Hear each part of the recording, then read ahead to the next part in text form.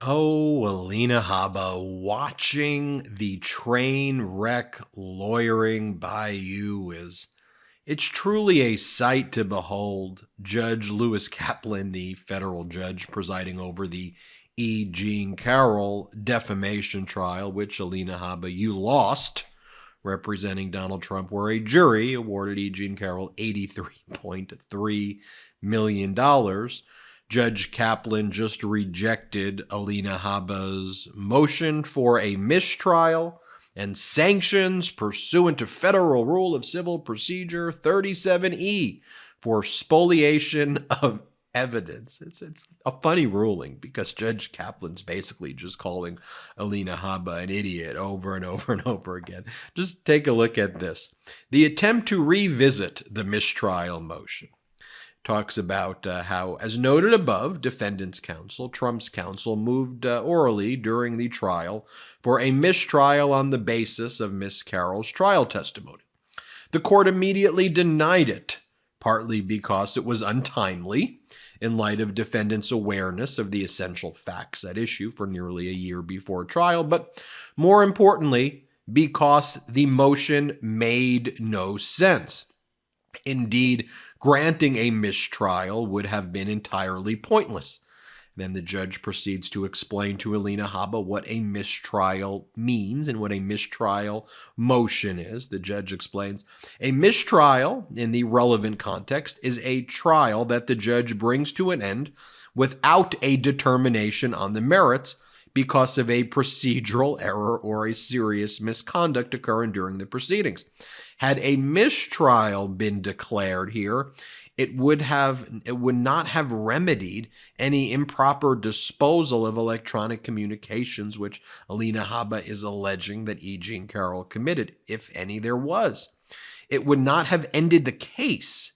It simply would have required the dismissal of the jury, then the selection of a new jury, and the recommencement of the trial. The issue of whether the defendant would be entitled to any relief for improper disposal of electronic communications would have carried forward unresolved into the second trial.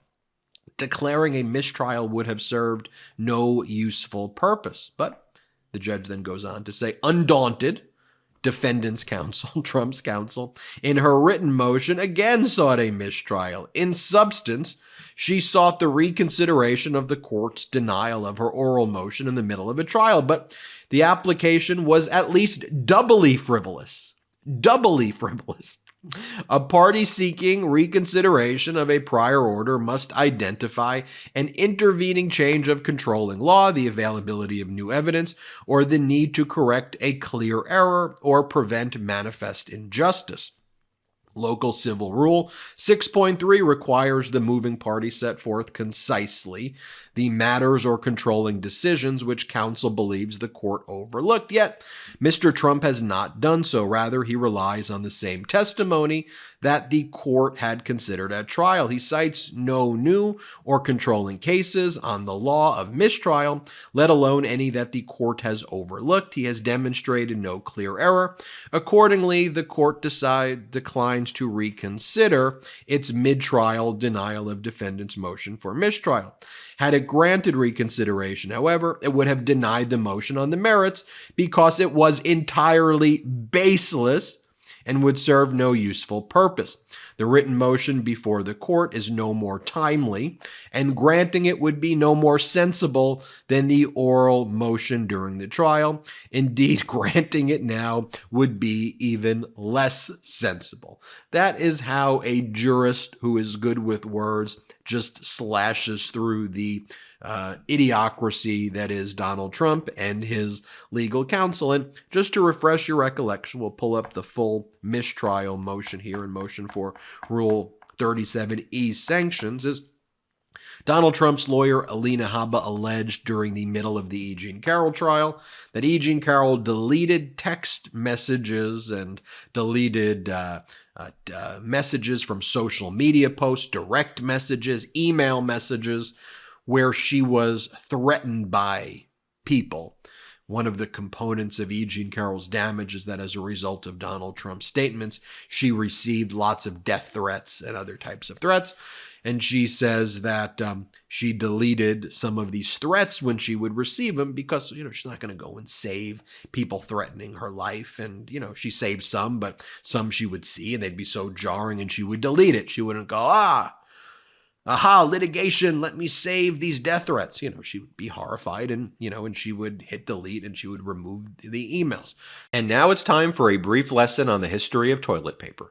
The first perforated toilet paper rolls were introduced in 1890. It wasn't until 1930 that we officially had splinter-free tissue.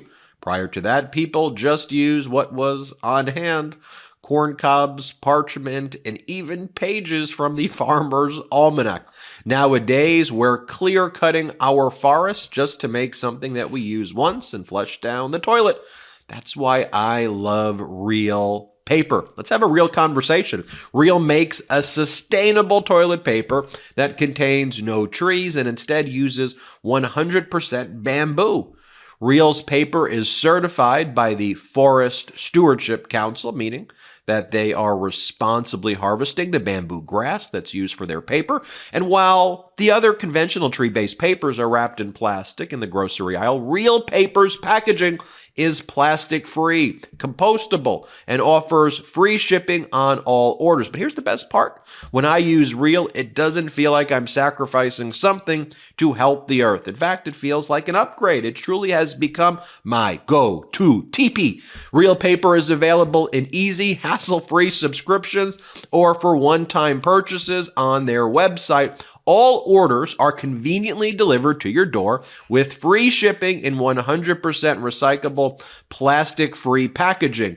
If you head to realpaper.com/Meidas, that's REELPAPER.com/Meidas, and sign up for a subscription using our code Meidas, MEIDAS, at checkout, you'll automatically get 30% off your first order and free shipping. That's REELPAPER.com/Meidas, or enter promo code Meidas to get 30% off your first order plus free shipping. So let's stop flushing our forests and try Real Paper's real tree-free paper. Real is paper for the planet. So Alina Habba alleged that constituted spoliation of evidence, that it constituted a willful deletion of relevant evidence that the jury should have been aware of. And guess what the judge said? The judge says a trial doesn't just come out of nowhere. There were pre-trial proceedings that took place where E. Jean Carroll had testified to exactly what she testified to, or very close to it, at trial, what she said in the deposition a while back.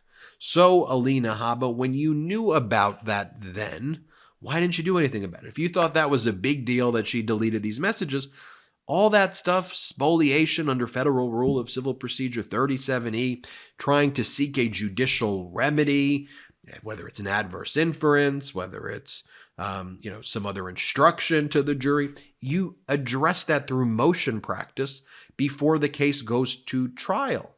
And you didn't do that. So you didn't bring the motion in a timely manner, and that's number one.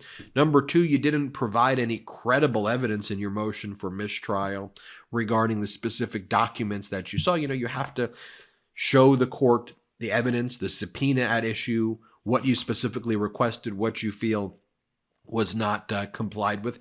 And then, it could have been addressed, and the court said in any way, the right result followed regardless, because the bottom line is that the jury was able to hear the arguments from you, Alina Habba, where you claim this was a big deal, that E. Jean Carroll deleted some of the death threats that she received because she was traumatized by it and didn't want to save death threats. They heard your argument. It wasn't like the jury was excluded from learning about that fact, so they heard about it. The ends of justice were served. E. Jean Carroll and her lawyers were able to explain it. It was in the record. So if you did a mistrial, you know what a mistrial is, Alina Habba? Because all that means we would just start this process over again. What you seem to have wanted was a Rule 37E motion for spoliation sanctions, but this is not spoliation. It's not a willful deletion to try to intentionally cause harm to this case and to obstruct. It's not what went down. Even if it did go down, you had to follow steps before the trial. There are rules. There are local rules. There are rules and the federal rules, and you got to read them, Alina Habba. You don't just get to make stuff up and say mistrial because you saw it on a legal show. Judge Kaplan goes and just explains, look, this was a defamation case brought by E. Jean Carroll. A verdict was reached on January 26, 2024 for $83.3 million. During the trial, Trump moved for a mistrial on the ground that Carroll, in her trial testimony, purportedly admitted that she deleted multiple email messages purporting to death threats made to her. The motion ignored, among other things, the facts that A, Ms. Carroll had acknowledged a year earlier having deleted such materials. B, Trump did not even suggest that he sought to recover the deleted material by discovery or otherwise in the intervening period. The court denied that motion. Later during the trial, Trump filed a purported letter motion seeking a mistrial, essentially on the same grounds. The court goes through the procedural history of this E. Jean Carroll case and the other case where Donald Trump was found liable for sexual abuse. And the first case, a jury awarded $5 million. This case was $83.3 million. It goes through the deposition in 2023 by E. Jean Carroll from January, from her deposition. Here's a summary of the sworn testimony, puts everything in context. The deposition was January 31st of 2023. They talk about the death threats. E. Jean Carroll admits that there was some deletion, but why she deleted it. Trump's lawyers didn't do anything about it. They just sat on it, didn't file any motions to compel, nothing like that. And so then the court goes through, you don't know what a mistrial is, Alina Habba, let me explain it to you. And let me explain to you what Rule 37E is about and what spoliation is about. And it has to be this kind of intentional, willful deletion in anticipation of litigation. That's not what E. Jean Carroll did. And you don't know what you're talking about, Alina Habba. Denied. And another loss for Trump, another loss for Alina Habba. And the judge just basically saying, you just don't know what you're talking. You do not know basics of law. She doesn't. I'm Ben Meiselas. This is the MeidasTouch Network. Let's hit subscribe. Let's get to 3 million subscribers. Also subscribe to our newsletter, MeidasTouch.com/newsletter. Thanks for watching and have a great day. Hey Meidas Mighty, love this report? Continue the conversation by following us on Instagram @MeidasTouch to keep up with the most important news of the day. What are you waiting for? Follow us now.